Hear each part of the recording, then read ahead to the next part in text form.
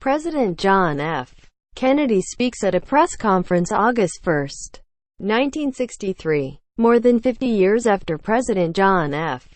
Kennedy was killed, Americans on Thursday may finally get the U.S. government's full accounting of his assassination. That's if President Donald Trump doesn't do anything. The White House has yet to signal whether Trump would allow the full release of the government's classified documents on the assassination or instead elect to keep some files secret. As the deadline nears, the White House did not respond to multiple requests for comment asking whether Trump planned to invoke his waiver privilege to keep some of the documents secret, as some members of the U.S. intelligence community have privately requested. A decision to withhold even a sliver of the documents could give conspiracy theorists more fodder to propel their claims. Trump, for his part, once again teased the release of the documents on Wednesday, but did not make clear whether he planned on allowing the full release.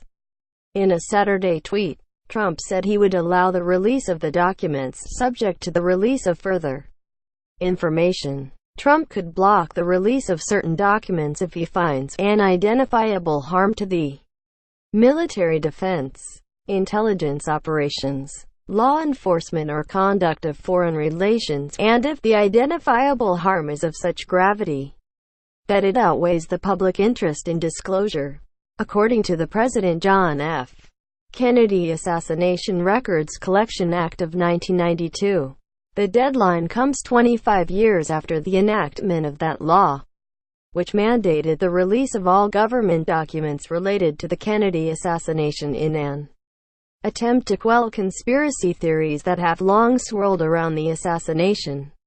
Historians who have closely studied the Kennedy assassination have said they do not expect the documents to reveal any bombshells or to contradict the conclusion that Lee Harvey Oswald was solely responsible for killing Kennedy.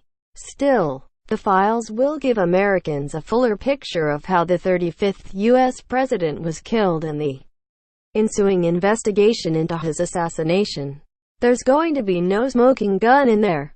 Gerald Posner, the author of Case Closed: Lee Harvey Oswald and the Assassination of JFK, told CNN's Michael Smerconish on Saturday, "Anybody who thinks this is going to turn the case on its head and suddenly show that there were 3 or 4 shooters at Dealey Plaza, it's not the case. Oswald did it alone." Posner continued, "But what the files are doing and why they're important to come out is they fill in the history of the case and show us how the FBI and CIA repeatedly hid the evidence. The CIA and FBI documents could also shed new light on Oswald's mysterious trip to Mexico City weeks before the assassination. The files could also reveal new details about U.S. involvement in attempts to assassinate Cuban President Fidel Castro, notably the CIA's alleged ties to the mob as part of that effort." Trump has been encouraged to allow the full release of the files by several Republican figures in the lead up to the document dump deadline.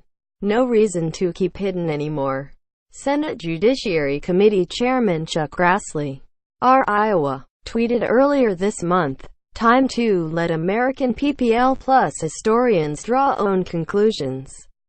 The president's longtime political advisor Roger Stone, an avid JFK assassination conspiracy theorist, also privately urged Trump to allow the full release of the documents.